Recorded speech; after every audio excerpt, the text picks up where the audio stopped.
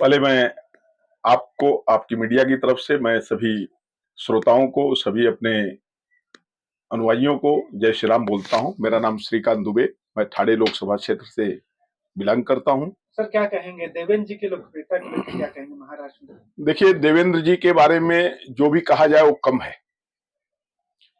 तत्कालीन प्रधानमंत्री हमारे आदरणीय अटल बिहारी वाजपेयी जी ने, जब तत्कालीन वो नागपुर के महापौर हुआ करते थे, उस समय सीवरेज का पानी उन्होंने फिल्ट्रेशन करके किसानों को जो है बेचा था।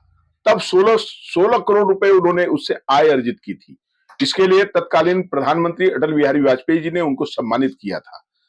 आज भारतीय जनता पार्टी को देवेंद्र फडणवीस के रूप में एक ऐसा हीरा मिला हुआ है, एक ऐसा नगीना मिला हुआ है कि जिसकी कोई तुलना ही नहीं है, अतुलनीय है। 2014 में जब युति टूटी थी, तब सभी घिसे पीटे कार्यकर्ताओं के बल के ऊपर उन्होंने महाराष्ट्र का शिखर प्राप्त किया, मुख्यमंत्री पद प्राप्त किया। 2014 से 2019 तक के कार्यकाल में, मुख्यमंत्रित्व के कार्यकाल में उन्होंने जो महाराष्ट्र को नई ऊंचाई दी, वो शायद आज तक का कोई मुख्यमंत्री आज तक तो दे नहीं पाया। उन्होंने मेट्रो का जाल बिछाया, उन्होंने समृद्धि महामार्ग का निर्माण कराया। दुर्भाग्य से 19 में हमारी भारतीय जनता पार्टी की सरकार गई और आदरणीय उद्धव जी आ गए सरकार में, महाअघाड़ी 3 पहिए की सरकार आ गई। तो कभी भी 3 पहियों में पूरी हवा भरी नहीं गई, एक पहिया कभी भी पंचर ही रहता था। देवेंद्र जी के शब्दों में कहता हूं, उन्होंने ही कहा था, राम दुआरे तुम रखवारे होत न आज्ञा, बिनु पैसा रे। तो उस समय मेट्रो का काम बहुत ही मंद गति से चला, जिसका दुष्परिणाम पूरे मुंबईकरों को, मुंबई के उपनगरों में सभी रहवासियों को झेलना पड़ा, जो कि आज वो 4 से 5 साल वो प्रोजेक्ट लेट हो गया, जिससे सभी नागरिकों को आवागमन में जो असुविधाएं हो रही हैं, वो उस 2.5 साल के कार्यकाल के दौरान जो अनियमितताएं बरती गई, उसका ही फल था कि ऐसा हुआ। अब रही बात, जो महाअघाड़ी की सरकार गई, उसमें भी विशेष योगदान हमारे आदरणीय देवेंद्र फडणवीस जी का है। एकनाथ शिंदे के नेतृत्व में सरकार में काम करना उन्होंने स्वीकार किया और किया, जिससे मुंबई करों को, थाने करों को और उपनगर करों को, सभी लोगों को इस मेट्रो का जो जाल का उन्होंने भूमि पूजन किया था, उसका निर्माण आज आखिरी चरण में है। तो इसके लिए उनका कोई जोड़ नहीं है।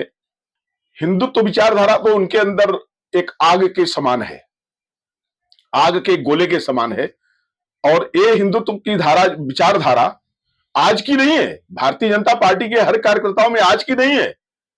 ये तो जब हमारा जनसंघ का निर्माण हुआ था, उस समय डॉक्टर श्यामा प्रसाद मुखर्जी, पंडित दीनदयाल उपाध्याय, पंडित अटल बिहारी वाजपेयी, यानी नाना साहब, यानी कि देशमुख जी, कितने हमारे जो शीर्षस्थ नेतृत्व था, जो उन्होंने लाद दिया, उसी को का कार्य आज ऊंचाइयों अपने सराखों पे उठा करके उसको पूर्ण करने का लोग बीड़ा उठाए हुए हैं। घर में देवेंद्र जी से और पालघर से साथियों से क्या लेना देना, वो तो महाअघाड़ी की सरकार में उनकी हत्या हुई और हत्यारे जो है एकदम बिंदास घूम रहे थे। वो तो प्रतिपक्ष के नेता देवेंद्र फडणवीस जी थे, उन्होंने आंदोलन किया, उन्होंने जन संघर्ष किया, तब जाकर के उनके हत्यारों को सजा हुई, एफआईआर दर्ज हुआ, उनको गिरफ्तार किया गया। और अगर प्रतिपक्ष में देवेंद्र जी इतना कार्य न करते तो शायद आज भी वो हत्यारे निर्द्वंद होकर के घूमते और कई अनेकों वारदात को लोग अंजाम देते। 400 पार तो आसान बात है। आज पहले मोदी जी ने नारा दिया था कि अब की बार 400 पार, तो हम लोगों को थोड़ा सुविधा महसूस हो रही थी, लेकिन जैसे जैसे दिन चुनाव का, महायज्ञ का नजदीक आता जा रहा है, वैसे हमको लगता है कि ये तो आसान हो गया।